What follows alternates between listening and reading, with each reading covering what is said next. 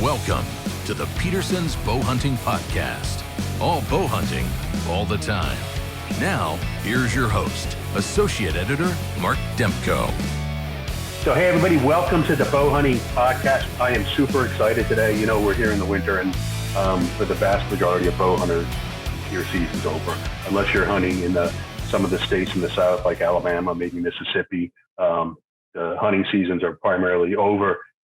But we're getting to another part of the whole deer hunting world that I love, and that's cooking with your harvest. And so very excited. Today we have Rick and Jen Wheatley with us on the podcast. Welcome, guys. Thank you for taking time out of your busy schedule. I know you guys have a lot going on, so thank you. It's our pleasure. Thanks for having us.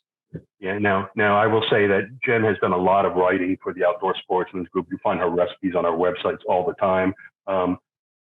Rick and Jen, you also do the Food for Hunters website, and you authored the Hunting for Food cookbook. And so you do a lot of cooking, not only with wild game, but also with game birds and things like that. So we might touch on that at some point in the podcast. But the vast majority of our listeners and our subscribers to Petersen's Bow Hunting are deer hunters.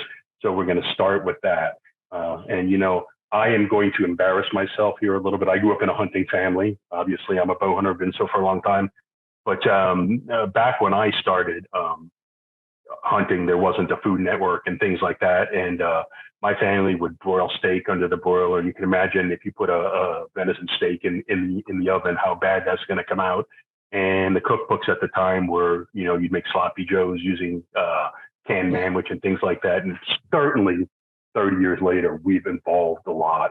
And that's why I'm so excited to have you guys. And you do a lot of different things with venison. And, you know, you go on your website, you've done things like, you know, Egyptian venison and onion sauce and Slovenian stew. And so, you know, you have a lot of different cultures that you sort of embrace and incorporate into your cooking. But Rick, you were the first, when you started hunting growing up, and you've hunted a long time.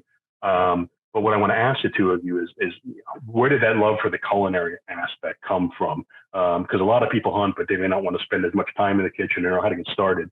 How did you take what you were harvesting and transform them into great dishes? I would have to blame my mom for that. She was a great cook. And I was always fascinated where she would take the raw materials, basically the meat, and be able to turn it into something that was just so good. My mom, she was Mexican, and so we got a lot of Mexican influence or flavored dishes. And it kind of got me to the thinking early on that really with venison and all, it's very versatile as far as, if you call it, ethnic foods from around the world. And, you know, there's so much you can do with it. A lot of people are still kind of stuck on the wrapping it in bacon and throw it on the grill, which is good. You know, nothing wrong with that. But there is a lot more that you can do with it. We both kind of came from that same direction too. And where you can just do a lot with it. And like you said, the different recipes on our website kind of reflect that from different parts of the world. Yeah, and I want to add, you know, you talked about the family I grew up in, how we would make that. Well, when I met my wife, she's from England. She had been cooking since she was 6 years old. So she brought a lot of her dishes and recipes over here. My background is I'm Eastern European heritage. And so I'd make things like halukis and some of the other things with venison. And then when we first got together, I don't know, quarter century, it wasn't so easy to find great Thai dishes and things like that. But we would get some cookbooks and experiment. And so we sort of just took it. So I call it an amalgamation. We're starting to blend all these different cultures together. And that set us on the right road. And I got to give my wife all the credit. She's an amazing cook. But, you know, let's start with you guys both deer hunt.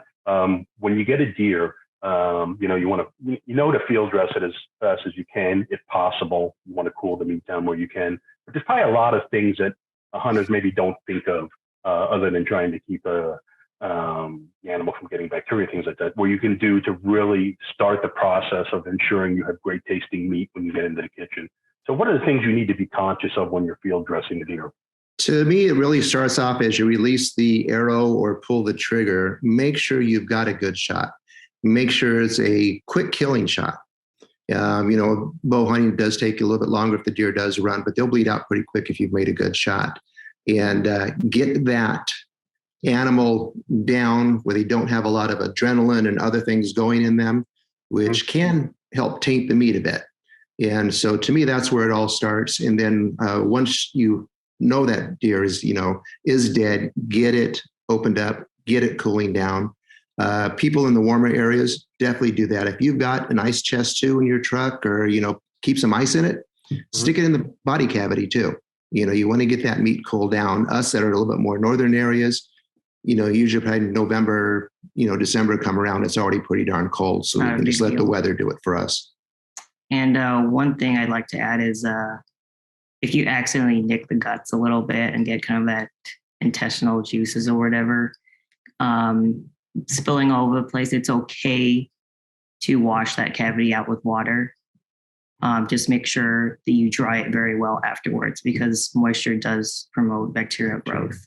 And this is especially important if you live in warmer, humid areas. I have to tell you, it's interesting you said that, because I got a buck this year in Pennsylvania. You'd think in early November that it would be pretty cool. That day was beginning of November, hit 78 degrees for the high. Wow. You made like you wouldn't believe. And I made a good killing shot, got some of the vitals, but because of the angle, it also hit the gut. And so it was, I did exactly what you said. And so it's funny that you brought that up, because I was thinking back, and obviously every situation is different, but you want to make sure that you are thinking about the entire process from the time you start field dressing the animal and cooling it down as quickly as possible. It's really important. So, the other thing I wanted to ask you about is what your thoughts are on like aging the deer. Do you like to let your deer hang when you get one? And I know everybody has different thoughts on that, so I'd love to hear your perspective. Oh yeah, for sure. So after an animal dies, it goes through this period called rigor mortis. It's when its muscles and its tendons, its joints really, lock up. And when you cut into deer and eat deer while it's still in rigor mortis, it's not going to be as flavorful, and it's going to taste or feel more tougher, chewier. So if you're going to hang deer, you want to try and hang it for as long as, rigor mortis. Well, you want to hang it for at least a couple of days so rigor mortis can dissipate. But for us, we like to take it a little further. We've hung deer for as long as 2 weeks, maybe a week if weather or space allows. And that really helps the enzymes in the muscles break down muscle tissue, and you get a more flavorful and tender end result doing that. So, takeaway is hang deer for at least 2 to 3 days for that rigor mortis to go away before doing anything with it. Awesome. Yeah. And I've heard so many different perspectives on that, but, that makes tremendous sense. And obviously you're in a place where you can keep it cool or whatever and let it hang longer. That's a great option. Now, I think, when you think of venison, it's obviously tremendous as far as flavor, very lean, healthy cut of meat, but because it doesn't have a ton of fat in most areas, it can dry out quickly. So I'd love to hear what tips you have for, and if you want to take it with a couple different cuts or whatever, what tips you have when people are making venison dishes. How do you try and keep that meat in good shape so it's not dried out and really tough when you're eating it? We like leaving the skin on. Some people will take the skin off right away. The skin will help protect it, be a barrier against the drying out process of the air onto the meat. And the skin only comes off right when we go ahead and decide to butcher the deer. We break it down. And as far as cooking it, you either cook venison fast and hot or slow and moist. There is no in between. It's not like beef where you have a little that buffer of that fat, extra fat that can keep the meat moist. With venison, it's so lean, you either cook it medium rare, high heat, or like I said, low and slow, like a stew or braise or chili. So that's my rule for basically all wild game. And that's phenomenal. It's much what we follow here in our house. We follow that same approach. Like if we'll do a tenderloin on the grill, we try to eat everything. And luckily my daughter grew up on venison, so she likes it. We eat it all medium rare if we're going to grill it. We're all in the same boat there. We all like it medium rare to rare. We use a grilling techniques, and sometimes we'll do a marinade. Actually, I'll ask you, do you guys have a favorite marinade when you're working with venison? And that could be whether it's deer or elk or whatever. Do you have a couple marinades that you really like to use, and why is that? We don't reach for a marinade very often, but when we do, one of our favorites is it's called chimichurri. It's kind of a South American marinade made with a lot of parsley and cilantro, onion, a little bit of vinegar, and it really helps to kind of tenderize kind of tougher cuts like the top round or bottom round or sirloin, which is where we like to get our kebabs from, or those tougher steaks that are really good for marinades. You'll find in those areas. And something else too for you guys that may do some bow hunting for squirrel too. It is fantastic with squirrel. Absolutely wonderful. And I also like to do a balsamic vinegar and kind of a juniper berry. It's pretty classic marinade. Or, if I'm not doing balsamic vinegar, I'll probably do red wine. That bit of acid helps kind of tenderize things a little bit. Yep. Absolutely. Now, Rick, because you brought up, I was going to ask you later on for both of you. I was going to ask you, what is your favorite game meat to eat? You mentioned squirrel. I'll be honest, I've never eaten squirrel in my life, but I've eaten seal. So a lot of people, most people have never eaten seal. I'm just curious, do you have a favorite, whether it's elk or moose? If you could only have one game animal the rest of your life, or bird, what would it be? If you asked me a couple of years ago, I would say venison, but now I've kind of leaned towards waterfowl. I just love a good fat mallard. But venison is a pretty close second. It's, you shoot a bird, you only get so much meat, but with deer, you shoot one deer, you can eat for months, Yeah. That's the great thing about deer. And it's so versatile as well. All the different cuts that you can get from deer, it's a feast whenever we get a deer down. So I still like venison. Because there's so much meat, I like all the different things you can do with certain cuts, because you're going to take different cuts and cook them, not like you would another cut or what have you. Each one has their own specialty you can do with it. Mm-hmm. Well, let's look at a couple different cuts. And I'm going to start by asking you, is there an unsung or an unheralded cut, maybe a cut of the deer that people tend to overlook that's actually really good if you know how to prepare it? I mean, everybody knows the little tenderloins and the back chop are great. Right. But is there another thing that you say, man, if people knew how to cook this, it's phenomenal? Oh boy, if I were to go first, I would pick the neck and the shanks. Unfortunately, and it's probably hereditary, generation by generation, those are two cuts that always end up usually in the burger pile. And they have their own uniqueness, as I kind of mentioned before, that you can do with them. Neck, I go crazy over that. And Jen's done some wonderful dishes with the shanks too. I mean, she can go ahead and talk about those dishes there, but I really like those two pieces of meat there. Yep, I would concur with that.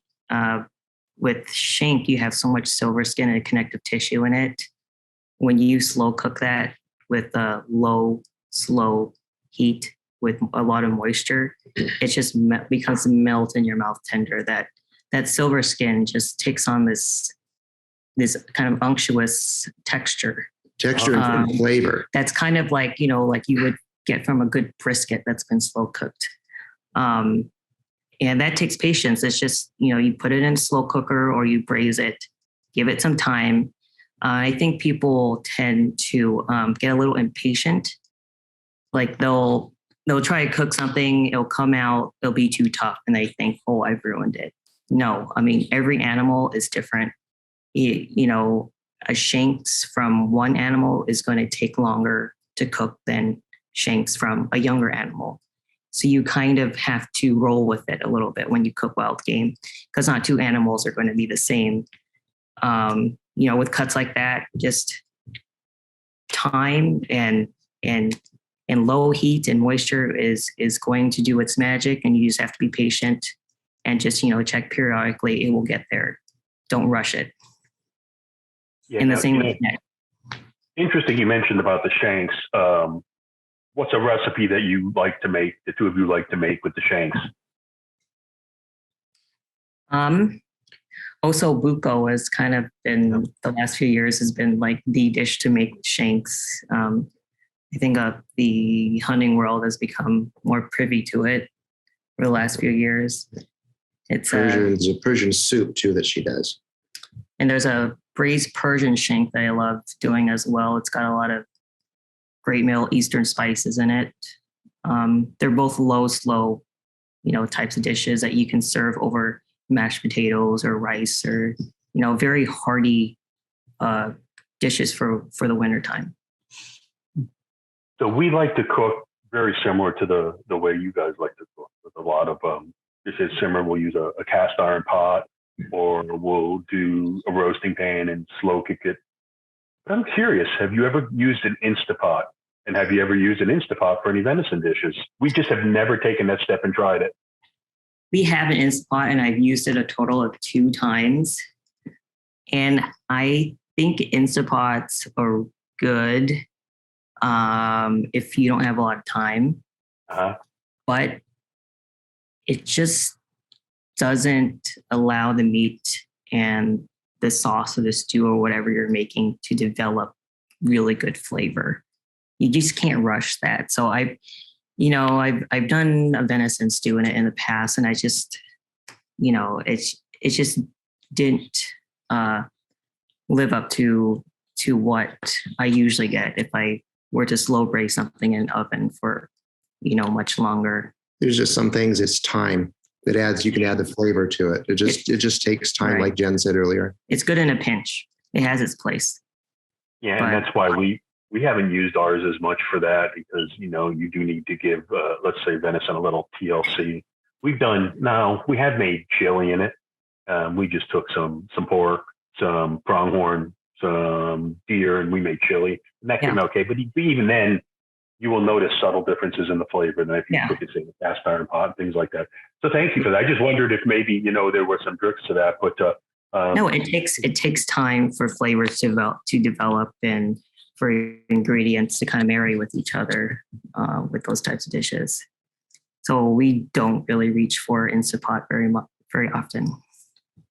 And now, the other thing I wanted to ask, you have a lot of different stews on your website. You can go and please visit Food for Hunters website. You have incredible recipes on that. I don't know, you must have 50 or 60 recipes listed there. You have several different types of stews you like to make. And again, they probably come from all across the world. Is there one stew in particular you like to make with venison? Do you have one that stands out to you? And talk a little bit about what makes that so special or unique. One goulash one. Oh, goulash. Yeah, that's very cool. There's a goulash one that she does, and it was just fantastic. It's a venison stew basically with a lot of Hungarian sweet paprika, a lot of onions, cooks very low and slow. It's not a complicated dish, but you put some time and love into it, and it comes out phenomenal at the end. And that's one we like to reach for during the winter. What's nice too is when you have somebody that is from the motherland, and they'll write you and tell you it's just like their mother or grandmother made or what have you. And that's really a good compliment right there. I would take those, over most anything else. It's good to hear. And whenever we make international dishes, we do try to do our research, make sure we are respecting, other people's cultures, other people's recipes and their family's recipes, and, give credit where it's due. Yeah, we don't want to do like an Americanized version of it. We want to try to stick with the original. I love that. And you will see a lot of contemporary takes on things. I mean, that's a nice thing about cooking. Everybody can custom tailor to what they like and how they want to experiment. But that's what we do with a lot of the dishes we make. My wife Allison and I, especially like you look at, like she'll make a shepherd's pie, or I'll make some of the dishes that my family has passed down from Poland and things like that. And so, it's really nice. Yeah, the UK is kind of interesting because people there's a lot more wild game in the shops and restaurants than there are in the US. Yeah, and throughout Europe. And I'll be honest, my wife doesn't hunt, but she's always said, you harvest an animal, I'll prepare it and we'll eat it. And like I said, my daughter is grown up now. She's 16. We've been eating it our whole life. She loves it. My wife loves it. I love it. And it is interesting because I think, like wild boar and venison, deer and stuff are much more accepted, in the restaurants in Europe. You don't see them here a lot in the menus in our restaurants and things like that here. But, I did want to ask you, and I told you when we started this call, I was going to embarrass myself. Well, the other thing is, and a lot of times if I'm busy, I'll take my deer to a butcher to have it processed. And the one thing of all the things we've done with venison that I can never seem to get to come out well is making a good venison burger. Now, as I mentioned, we don't medium rare, but for whatever reason, it just doesn't come out well for me. What's the key to making great venison burgers? The first thing I think of is, now, obviously, I'm going to ask you, you need to add some kind of fat into it or no? Yes, we do always add a little bit of fat in there. Venison is so lean. And for me, what makes a good burger? A good burger, it has to be kind of greasy a little bit for it to taste good. At least for me, like, that sensation of fat. So we do add a little bit of pork fat in all our venison burger. And another thing to keep in mind is that to get the best burger, you should grind meat before you cook it. It's okay to use pre-ground frozen meat, but what happens is when you grind meat, you expose a lot more surface area, and then you freeze that. And then those ice crystals that form starts cutting into that meat, which releases a lot of moisture. If you've never ever noticed when you thaw a bag of pre-ground venison burger, there's like moisture all over the place. Yes. That's moisture that you're losing because you cut into that meat too early and then you froze it, which, breaks even more cells. And so whenever we want to make a good venison burger, we would just take a piece of roast and then thaw it a little bit and then grind it. And that way, fresh ground meat isn't watery compared to ground meat that's been pre-frozen. Well, you might have fixed a huge problem for me here. Thank you for that. Yeah. You're literally doing this right before you're going to make the burgers, right? Yeah. Yeah. Or, the same day, it's not like you have to do it right before you cook it, but, you'll, take that meat out in the morning and then come home and grind it whenever it's good for you. And, I think that should fix your problem a little bit there. Thank you. And I'm assuming the same thing applies if you're going to make sausage. I don't know if you make your own sausage, but I'm assuming that's a similar concept. With sausage, I can't really give you any good advice there because we don't really make sausage, but I think sausage is a different animal than like eating basically a steak burger. Mm-hmm. So I don't think with sausage it's going to be a huge deal because you're mixing it so much and then you're curing it. Do you have issues when you make sausage with the same meat that you use for your burgers? Well, we're just starting to experiment with sausage. We've never had the time because that takes some time to make, grind, and prepare it. But we're going to get into it. And so looking to the experts, the two of you, I thought I'll see if you have any tips. But that's something we are looking to move into. And there's a couple of reasons behind that because, sausage maybe isn't the most healthy thing, but when you make your own, a lot of things you can cut out of it. Let's use salt, for example. We eat mostly a salt-free diet. If you go in the grocery store and buy sausage, you can't get any sausage that doesn't have salt in it or sugar for that matter. So it's something we want to look at. I honestly don't think sausage would be a big deal because it's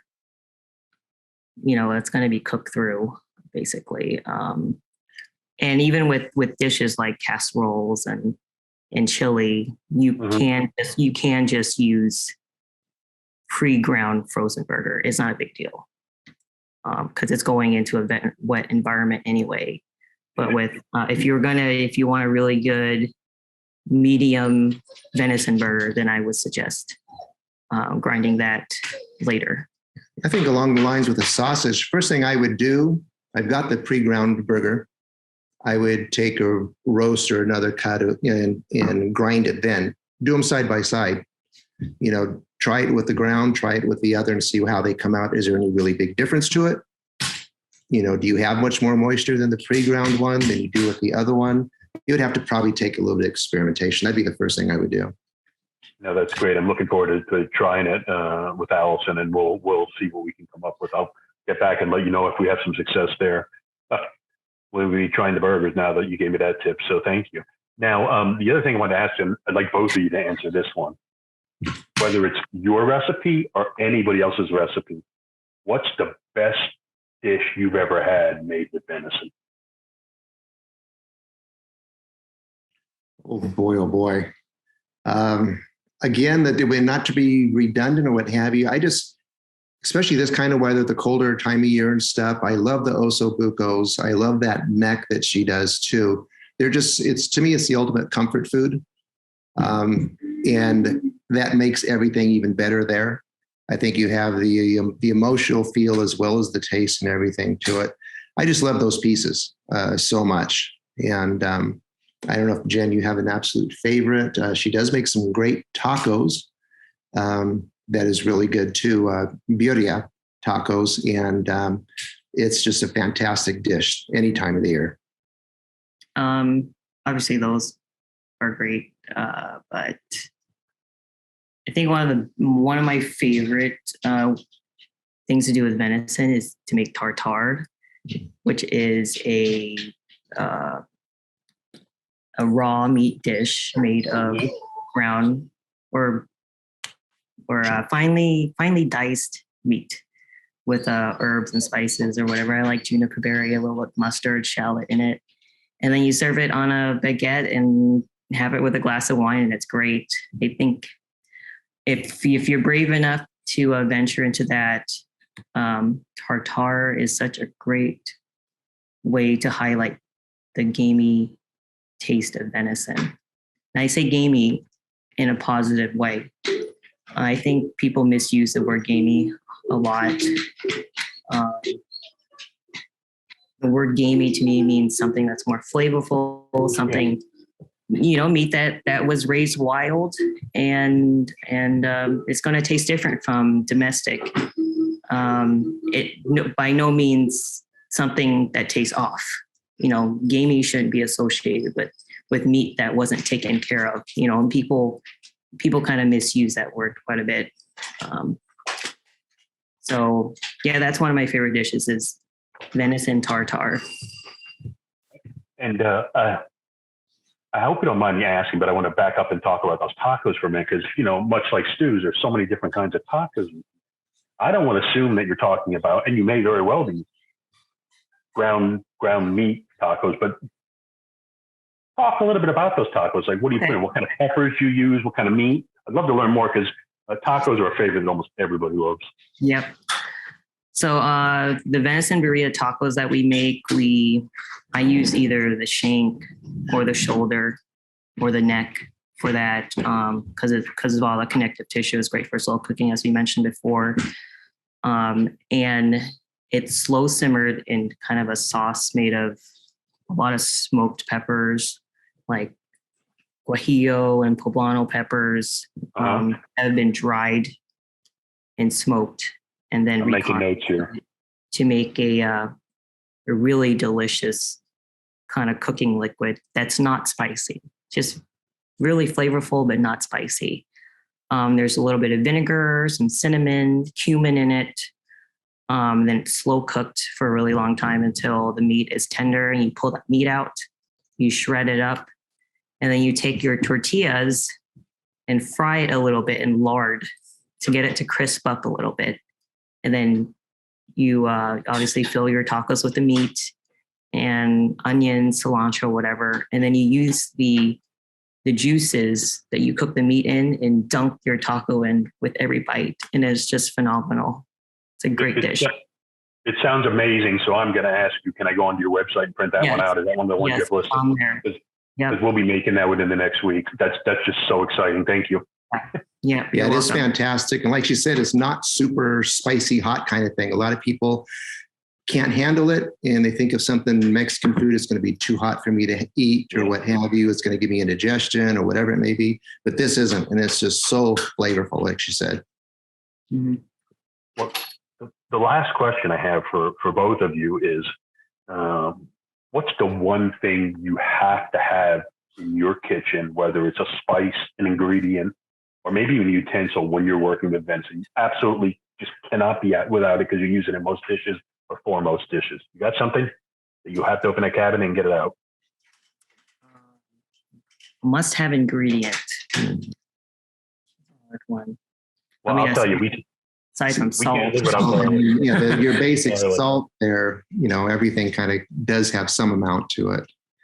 Oh boy, because we do stuff from just all over, and it's hard to really say. It's really hard to say any basic one. I mean, other than the basic salt or pepper, which you can use in anything.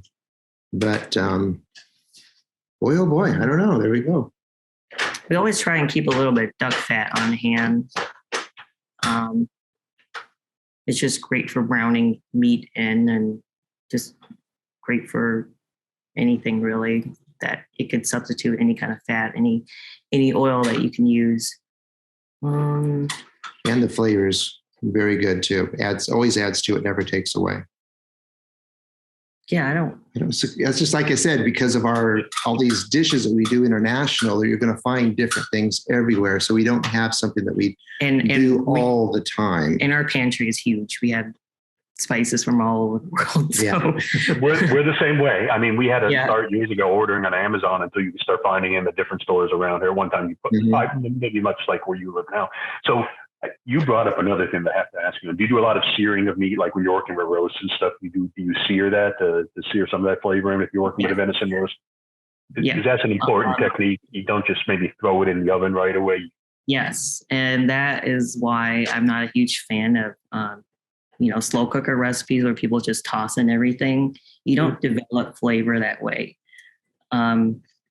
What you need to do is you need to sear that meat first in a pan.